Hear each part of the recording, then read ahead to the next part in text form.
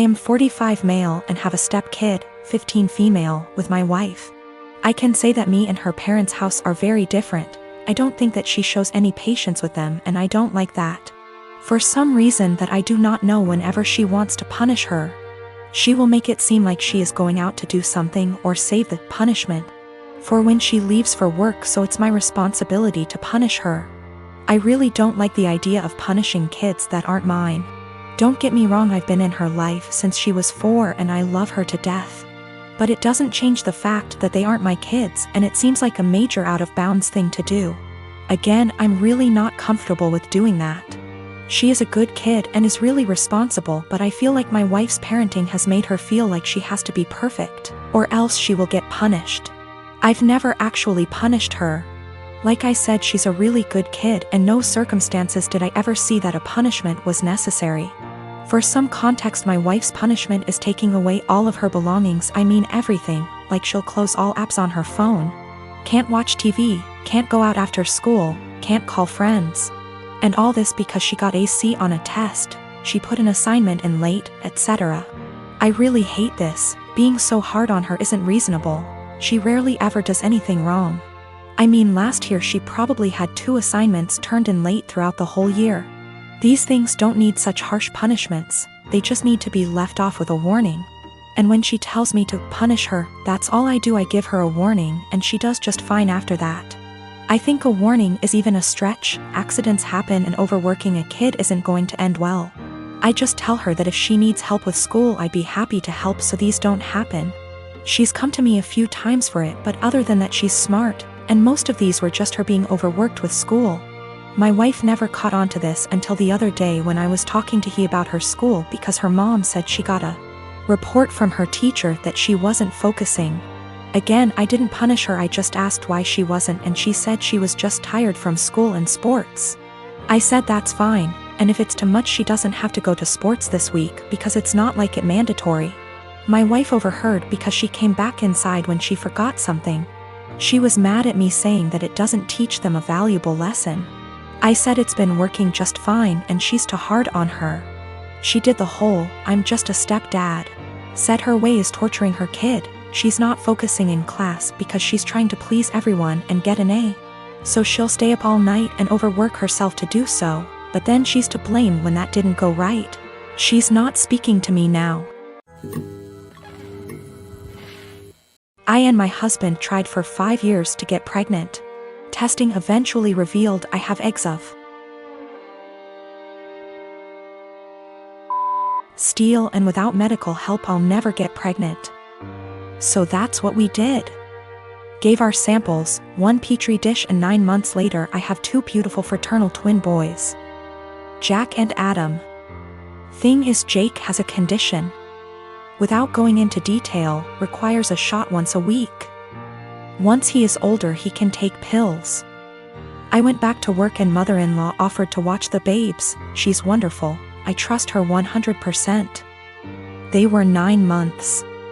Now 16 months. During this time she would give his injection as we had a schedule. 10 a.m. before snack and nap. Worked very well until a month ago when she gave the shot to the wrong kid. Now they may be fraternal, but they look identical. I'll be honest, my husband and I even mix them up sometimes. Everyone does. She immediately noticed her mistake, called 911, and they were transferred to hospital. By the time I got there, Adam had been given the reversal agent and they were both happily sipping on juice, loving the attention. We went home the same night, told to push fluids. He was never in danger. It's a very slow-acting medication that, at worst, would have given him diarrhea in a few days. Mother-in-law was beside herself. I tried to ease her worry, but she refused to babysit, so to daycare they went. This daycare has a nurse cause some of the kids have medications, so she knew what to do, but the worry of mixing up the kids was a valid concern, and they would not keep name tags on. Doctor recommended a medical tattoo. Explained they tattoo a freckle, no bigger than the end of a pencil eraser, on an area of skin that's easily seen while the child is under mild sedation, similar to dental offices. Because of the area, it usually fades in 2 to 3 years, but by then they should have developed more personal features, and may not need it redone. So after discussion with my husband we did it. He has a 2 mm brown freckle on his earlobe. From entering the office to leaving it took 30 minutes. Never felt a thing. Mother-in-law lost her shit the second I mentioned a medical tattoo.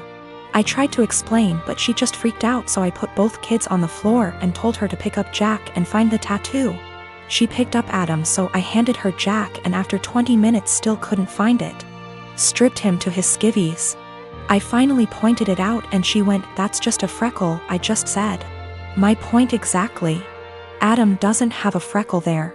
So that's how daycare can tell them apart. She's still pissed and ranting.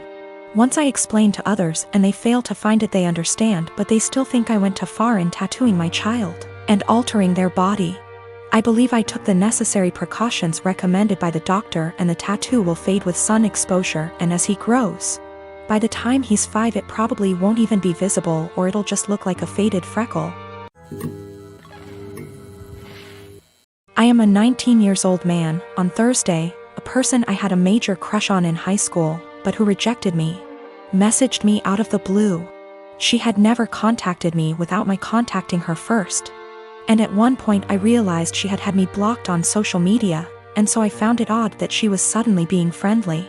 After sending a couple of greetings / questions about how I've been, she said that she was going to have some people over and wanted to know if I would get the beer. The drinking age where we are is 19, and she and the people who were going to chill were all 18. The liquor stores in my area all card. I thought it was silly that my being a month older meant I could buy liquor and they couldn't, and so I said I would love to go. She said, "Thanks, I'll pick you up at 7. 7 o'clock rolled around, and she texted me to say she was in front of my house. I went out dressed and ready to chill with some people, and she drove me to the liquor store. When we got there, I asked what beer she wanted me to get, and she told me to get Budweiser. I hid my disappointment as well as I could, but it was her party, so I went in and bought 2 cases of 24.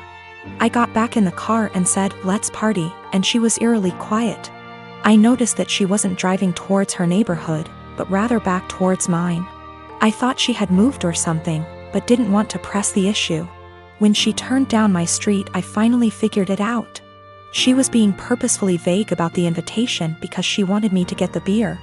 But she wanted a way out when she told me I wasn't actually invited in the first place. She stopped in front of my house, leaned over, kissed me on the cheek, and said, "Thanks," in her best voice. I deadpanned her and asked when she was going to tell me I wasn't invited.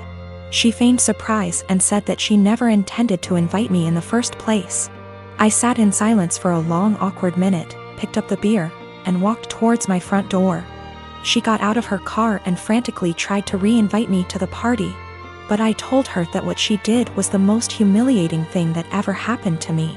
I opened my front door, slammed it a bit too hard, and came back to my room. I met Jane through Joe's girlfriend at her birthday party last year. At first Jane was fun to talk to, but not even an hour later Jane was really into me and tried really badly to hit on me during the party, which pretty much ruined my time there as the feeling was not mutual in the slightest bit. Also at the time I was already with someone, so the first impression I got from Jane was that she was clingy, annoying, and just wouldn't stop bothering me. Unfortunately for me, she became part of my larger friend group because she is part of Joe's girlfriend's friend group. That is a mouthful, sheesh, and because me and Joe hang out a lot and I am also friends with his girlfriend, I pretty much run into her at minimum twice a month. So first time Jane asked me out was a month after that party. I informed her I was with someone and not interested. She tried again 2 months later when I broke up with my then girlfriend. Again I declined her advances and told her I was not interested. I got into a new relationship not long after, but unfortunately she and I broke up about 2 months ago. Since then, as you might have anticipated, Jane has asked me out again. I said no again. Well, that brings us to this week. Everything has been opening up here, and Joe had been trying to fix me up with a friend of his girlfriend and would not tell me who. He is well aware of me having rejected Jane multiple times and the fact I am not interested in her. He knows this in detail. After a lot of what he calls convincing and I call whining, I had no interest in dating anytime soon.